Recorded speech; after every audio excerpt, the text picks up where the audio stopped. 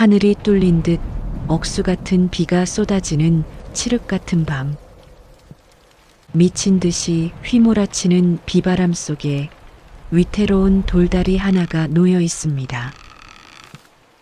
아니 이보시오. 앞도 안 보이는 장님이 등불은 켜서 뭐 하시오? 그게 당신 눈에 보이기나 한단 말이오.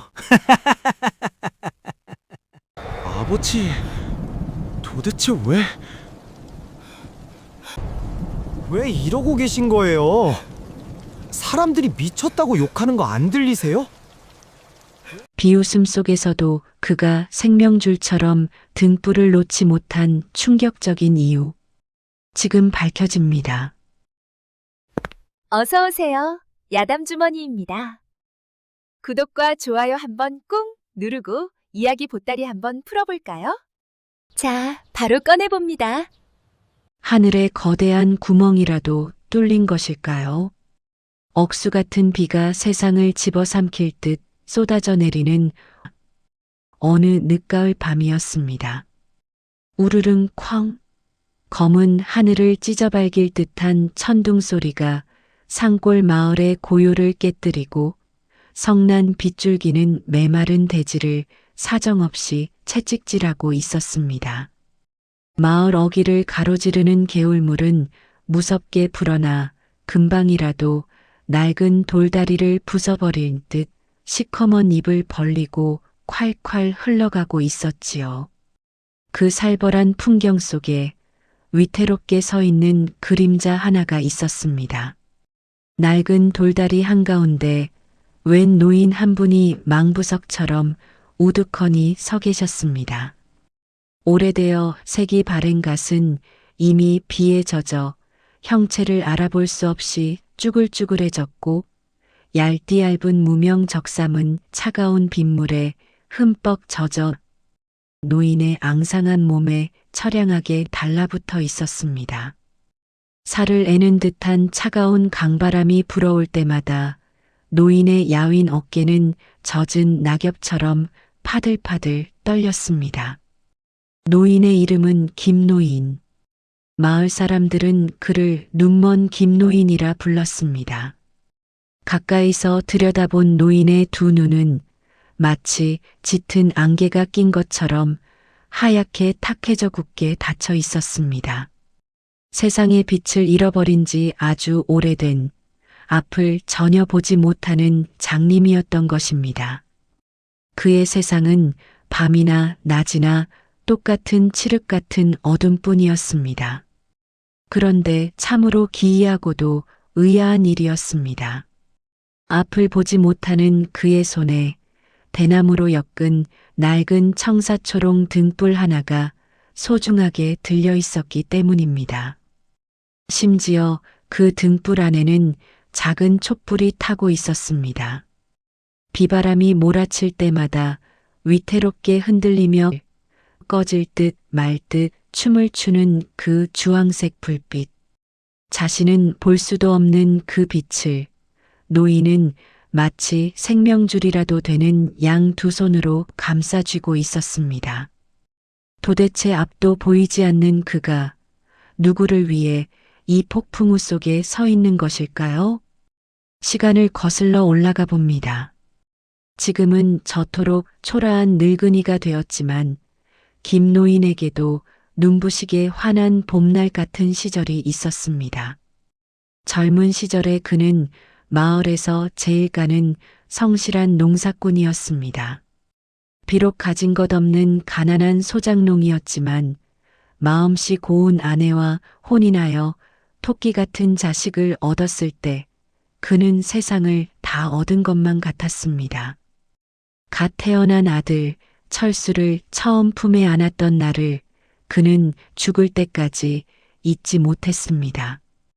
허허, 내 눈에는 이 아이가 저 밤하늘의 만냥짜리 별보다 더 빛나는구려. 하지만 가난한 부부의 행복은 봄눈 녹듯이 너무나 허망하게 그리고 빠르게 사라졌습니다. 철수가 젖을 떼기도 전 마을에 흉흉한 돌림병이 돌았습니다. 아내는 어린 아들을 지키기 위해 밤낮으로 애쓰다 그만 몹쓸 열병에 걸리고 말았습니다. 시름시름 앓던 아내는 어느 늦은 밤 남편의 손을 힘겹게 잡았습니다. 여보, 우리 철수를, 불쌍한 우리 철수를 부탁해요. 그것이 마지막이었습니다. 차갑게 식어가는 아내의 주검을 붙잡고 김노인은 짐승처럼 울부짖었습니다. 슬퍼할 겨를조차 없었습니다. 어미 잃은 핏덩이, 철수가 배가 고파 자지러지게 울어댔기 때문입니다. 그는 아기를 포대기에 싸서 등에 업고 젖이 나오는 동네 안악들을 찾아다녔습니다. 대문 앞에서 머리를 조아리며 구걸해야 했습니다. 아주머니, 제발. 우리 철수가 굶어 죽게 생겼습니다. 젖 한 모금만 나눠주십시오. 문전박대를 당하기도 일쑤였고 동량 젖을 얻어먹이다 눈칫밥에 체하기도 여러 번이었습니다. 낮에는 아기를 업고 밭을 갈았습니다. 떼약볕 아래서 호미질을 할 때면 등 뒤에서 땀띠가 난 아기가 칭얼거렸고 그는 흙 묻은 손을 닦지도 못한 채 서툰 솜씨로 기저귀를 갈아주며 아기를 달랬습니다. 자신의 젊음과 건강을 촌농처럼 태워 오직 아들 하나만을 위해 살았습니다. 그러던 어느 겨울날이었습니다. 5살 난 철수가 심한 고열에 시달렸습니다. 폭설이 내려 길이 끊겼지만 김노인은 아들을 살려야 한다는 일념으로 아들을 업고 눈보라를 뚫고 읍내 의원을 향해 걸었습니다. 살을 애는 추위 속에서 그는 자신의 속옷을 벗어 아들을 감싸고 자신은 혹겹 옷으로 눈보라를 맞았습니다. 그날 이후 김노인의 눈에 이상이 생기기 시작했습니다. 지독한 독감이 눈으로 번진 것이었죠. 처음에는 눈앞이 뿌옇게 흐려지더니 마치 먹구름이 낀 것처럼 시야가 점점 좁아졌습니다. 하지만 가난한 살림에 약을 쓸 돈이 있다면 아들에게 쌀밥 한 그릇 더 먹이는 게 낫다고 생각한 그는 치료를 미루고 또 미뤘습니다. 괜찮아지겠지. 자고 일어나면 괜찮을 거야. 그러나 기적은 일어나지 않았습니다. 어느 날 아침 눈을 떴는데도 방안이 캄캄했습니다. 그제야 그는 깨달았습니다.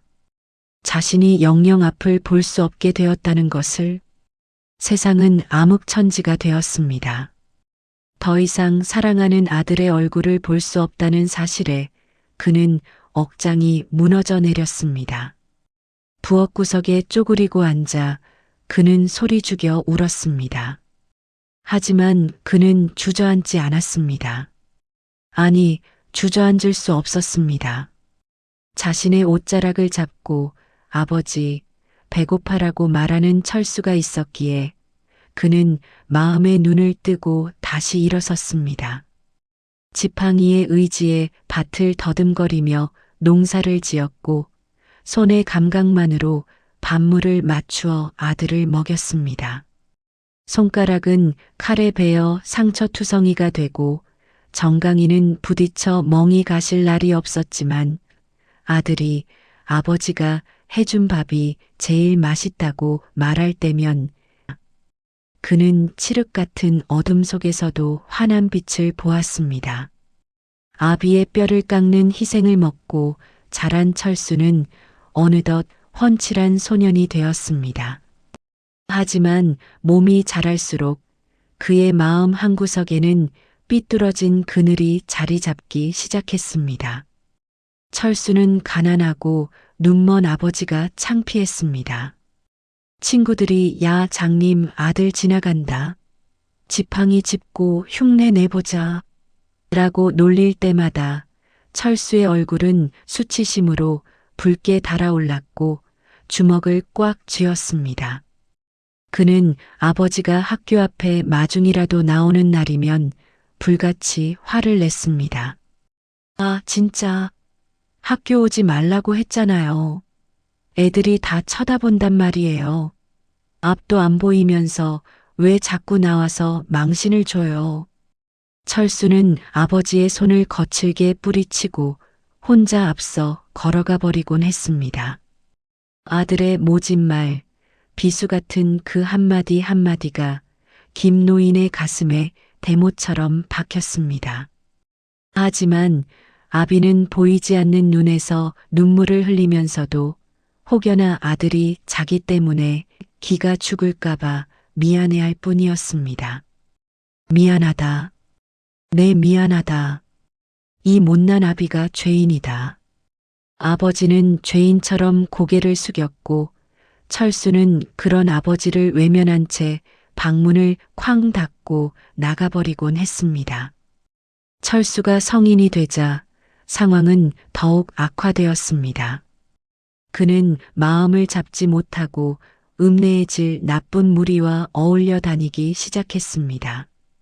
싸구려 탁주 냄새에 찌들어 사는 날들이 계속되었고 급기야는 손대지 말아야 할 노름판까지 기웃거렸습니다. 한 판만 더. 이번엔 딸 수 있어. 철수의 눈은 탐욕과 광기로 번들거렸습니다.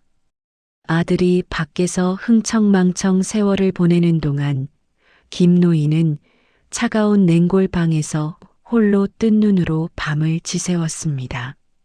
쌀독은 바닥을 드러낸 지 오래였고 아버지는 물로 배를 채우며 아들이 돌아오기만을 기다렸습니다. 보이지 않는 눈으로 문지방을 향해 귀를 기울이는 것만이 그의 유일한 일과였습니다. 어느 날 밤 철수는 몰래 집으로 들어와 아버지의 쌈짓돈을 찾기 시작했습니다. 아버지가 약을 사기 위해 꼬깃꼬깃 모아둔 몇 푼 안 되는 돈이었습니다. 철수가 돈주머니를 낚아채는 순간 자는 줄 알았던 아버지가 돌아누우며 깊은 한숨을 내쉬었습니다. 아버지는 알고 있었던 것입니다.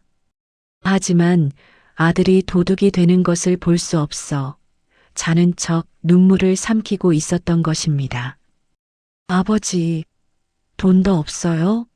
숨겨둔 거 다 내놔요.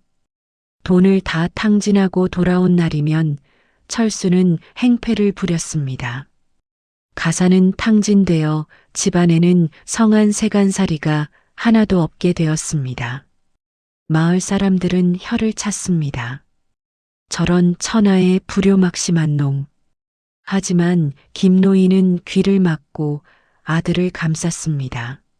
내 아들 욕하지 마시오. 다 내가 못난 탓이오. 그러던 어느 날이었습니다. 그날따라 운이 따르지 않아 가진 돈을 모두 잃은 철수는 술에 잔뜩 취해 비틀거리며 집으로 향했습니다. 몸도 마음도 만신창이가 된 채 세상에 대한 원망과 분노만이 가득 차 있었습니다. 하늘도 그의 타락을 꾸짖는 것일까요? 갑자기 마른 하늘에 날벼락이 치더니 억수 같은 비가 쏟아지기 시작했습니다. 젠장할. 되는 일이 하나도 없어. 철수는 허공에 대고 욕설을 퍼부으며 어두운 산길을 내려오고 있었습니다. 비바람은 더욱 거세져 눈을 뜰 수조차 없었고 달빛 한 점 없는 산길은 그야말로 한치 앞도 분간할 수 없는 칠흑 같은 지옥과도 같았습니다. 술에 취해 다리가 풀린 철수는 진흙탕 길에서 몇 번이나 중심을 잃고 비틀거렸습니다. 한쪽은 깎아지른 듯한 낭떠러지였습니다. 자칫 발을 헛디디면 그대로 황천길로 갈 수 있는 위험천만한 상황이었죠. 으악! 결국 철수는 미끄러운 진흙을 밟고 그대로 고꾸라지고 말았습니다. 얼굴이 차가운 흙탕물에 처박혔고 무릎에서는 뜨거운 통증이 밀려왔습니다. 아이고, 내 다리야. 젠장, 왜 이렇게 어두운 거야? 아무것도 안 보이잖아. 철수는 진흙범벅이 된 채 바닥을 기며 욕설을 퍼부었습니다. 차가운 빗물이 옷 속으로 스며들며 뼛속까지 시린 한기가 느껴졌습니다. 덜컥 죽음의 공포가 엄습해 왔습니다. 이러다 나 정말 죽는 거 아니야? 그때였습니다. 절망적인 어둠 속에서 고개를 든 철수의 눈에 저 멀리서 아주 작고 희미한 불빛 하나가 반딧불이처럼 일렁이는 것이 들어왔습니다. 폭풍우 속에서도 꺼지지 않고 끈질기게 빛나는 주황색 불빛이었습니다. 철수는 지푸라기라도 잡는 심정으로 아픈 다리를 끌며 그 불빛을 향해 기어가듯 걸음을 옮겼습니다. 가까스로 마을 어귀 돌다리에 도착한 철수는 그 불빛의 주인을 확인하고는 그만 숨이 턱 막히고 말았습니다. 비를 쫄딱 맞으며 꺼질 듯 말 듯한 등불을 두 손으로 꼭 쥐고 서 있는 사람. 낡은 갓에서는 빗물이 줄줄 흐르고 입술은 파랗게 질려 벌벌 떨고 있는 사람. 그는 바로 자신의 늙고 눈먼 아버지 김노인이었습니다. 순간 철수의 마음속에서 걱정보다는 짜증과 화가 먼저 솟구쳤습니다.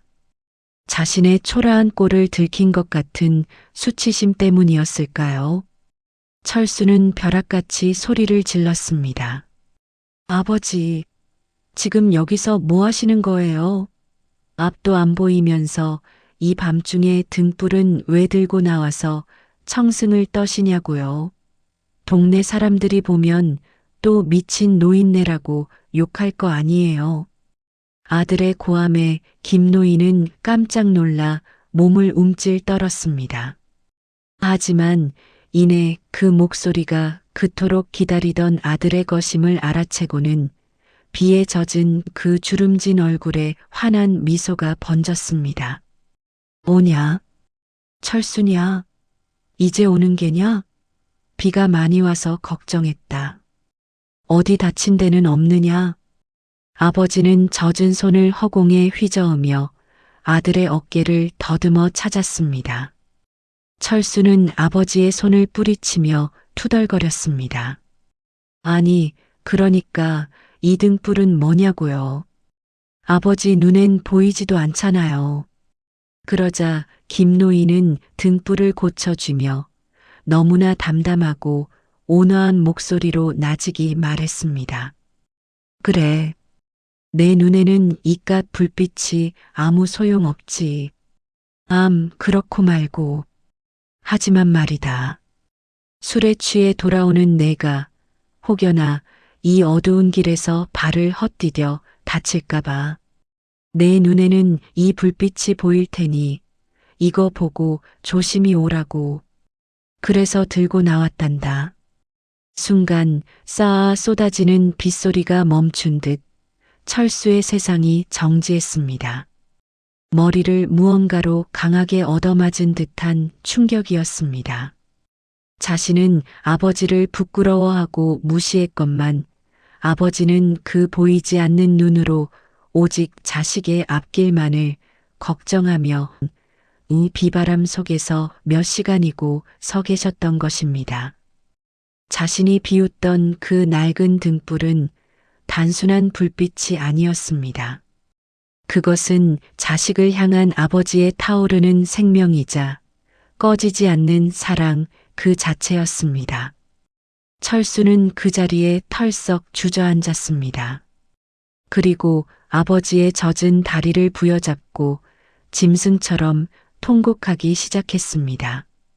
아버지, 아버지, 제가 죽일 놈입니다. 이 못난 자식을 용서하세요. 제가 잘못했습니다.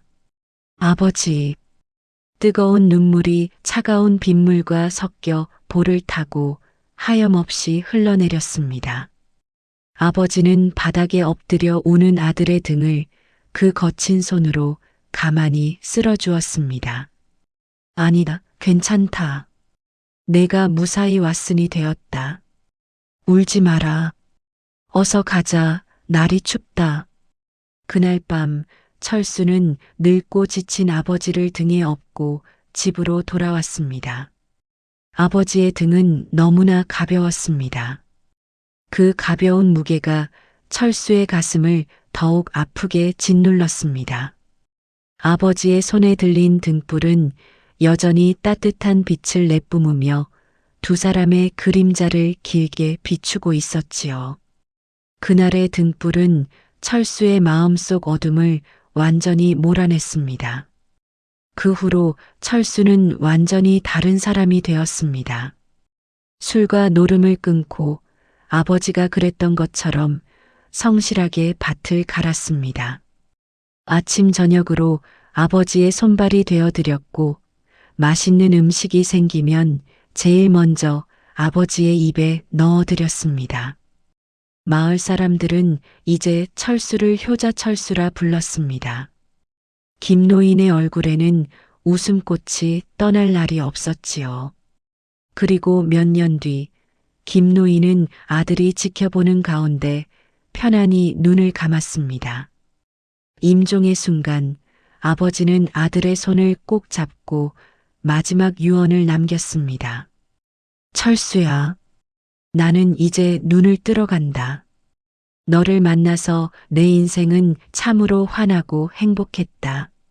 아버지는 가셨지만 철수는 아버지가 쓰시던 그 낡은 등불을 버리지 않았습니다. 지금도 비 오는 밤이면 철수는 그 등불을 문 앞에 걸어둡니다. 마치 아버지가 자신을 기다려 주었듯 누군가의 어두운 길을 밝혀주기 위해서 말이죠. 눈먼 아비의 등불. 그것은 비록 낡고 보잘것없는 대나무 통이었지만 그 안에는 세상 그 무엇보다 밝고 따뜻한 사랑이 담겨 있었습니다. 세상 그 어떤 어둠도 자식을 향한 부모의 사랑을 이길 수는 없는 법이니까요. 오늘 야담 주머니가 풀어놓은 이야기 어떠셨나요? 여러분의 지친 마음에 따뜻한 위로가 되었기를 바랍니다. 다음에도 가슴 뭉클하고 재미난 이야기 한 보따리 챙겨오겠습니다. 구독과 좋아요는 영상을 만드는 큰 힘이 됩니다. 늘 건강하시고 행복하세요.